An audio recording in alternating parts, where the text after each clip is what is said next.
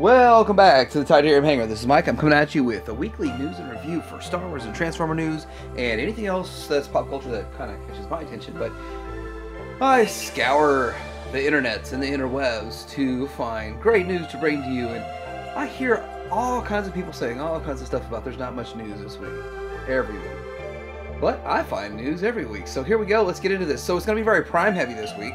And Magic Square, starting out with the smallest news. Magic Square is making their own version of a Legends-sized Optimus Prime. And this thing looks like a scaled-down, KO undersized version of, well, the Magic Square Optimus Prime. Looks good. I mean, it looks really good. And I think this is going to blow away all of the other competition with the Legends scale Primes. Now this thing comes with a trailer, and I think it's like 50 bucks, 55 bucks, something like that. It's still in prototype stages. It's not even for pre-order yet, but thought it was pretty cool. I'm going to be able to throw some pics at you. And it's even got that crazy, ridiculous ab crunch, which makes me think they literally just straight copied the design and KO undersized it, which is actually kind of a lot harder than you'd think to take a 9-inch figure and shrink it down to 4.5 inches or whatever. So the next thing I want to talk about is, well, more Magic Square news. Magic Square seems to have lots of news. So last week we brought you the white Ultra Magnus kind of version, which I have pre-ordered. It's coming in the mail. But now they've got two others they announced this week. They announced the black B version, which you saw that coming, right? And then you see a metallic version. Now the metallic version really only changes the colors that were gray to metallic.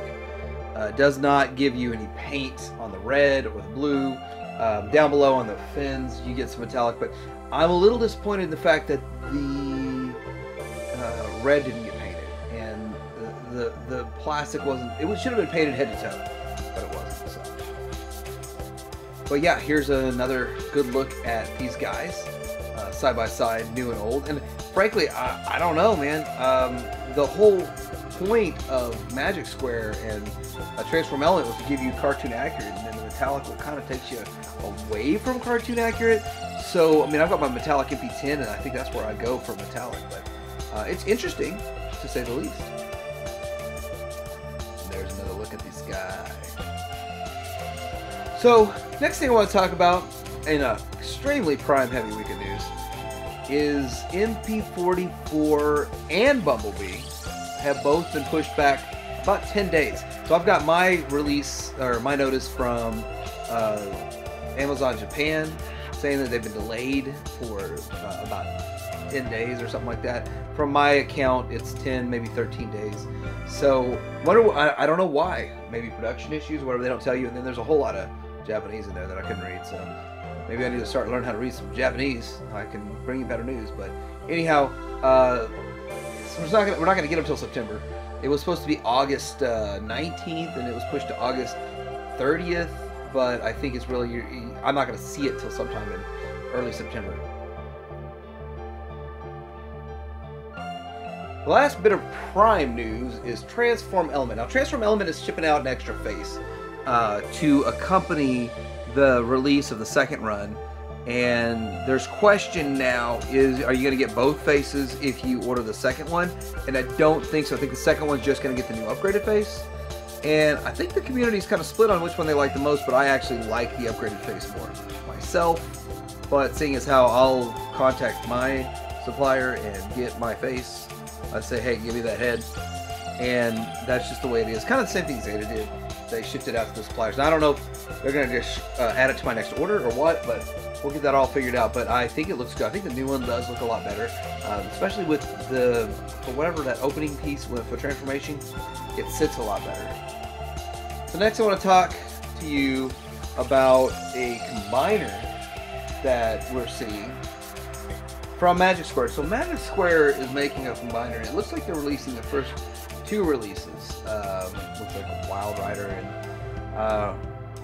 the same ones that are released for all the Minosaurs right now. But they're going to make a Minosaur for the Legends line. I don't really keep up with Legends so much, but I know that I've really been paying a lot of attention to Menasor, and so this thing caught my eye. And maybe this has been talked about in the past, but it's kind of new to me, and I think it's pretty cool.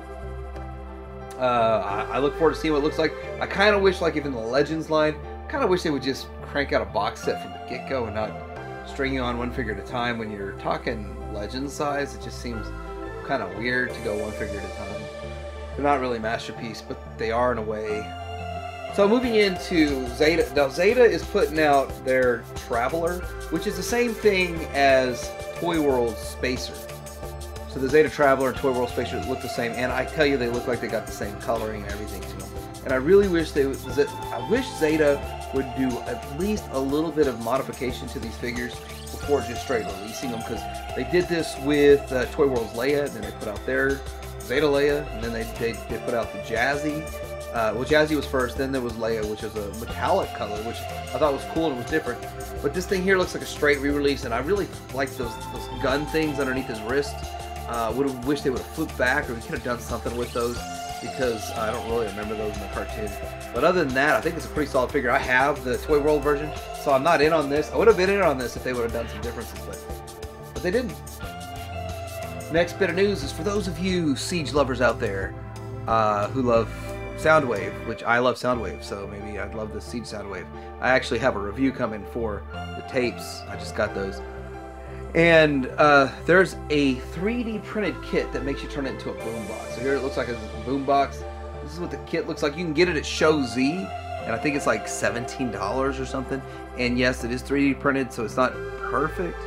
But I don't even know how it assembles. I'm sure there's instructions. I don't see a video about it or anything, but it makes it to where you can turn it into a boombox. Let's check that boombox out one more time real quick. Boom, box. There it is. So I think that Hasbro should have made it do this in the first place. So I don't know all the details about this thing, but it's pretty cool.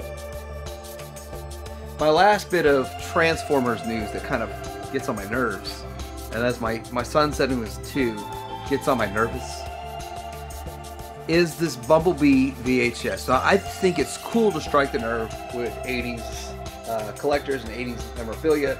Put out a VHS with, I don't think that they're I can count on one hand all the VHS collectors I know in the whole world, and that's 3. So I still have multiple VCRs that work. I have lots of VHS tapes, lots of blank VHS tapes, which, I don't know if you've ever looked up the price of a new blank VHS tape. It's ridiculous.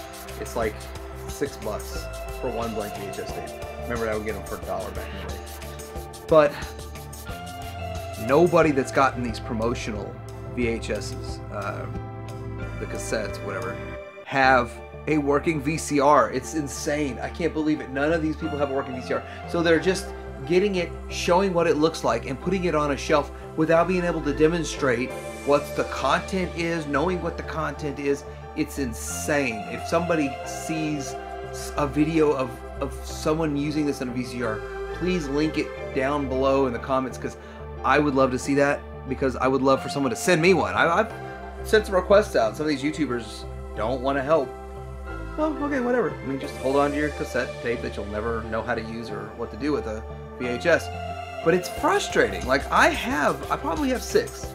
I know I have a couple of them that are DVD and VHS, and I know I have like 3 of them underneath my bed, and I think I got one in the attic, and I got one more in a hall closet. I can't guarantee all 6 work, but anyway, I know a few of them do, and I would test them out on some lonely tapes there. But anyway, done with that rant.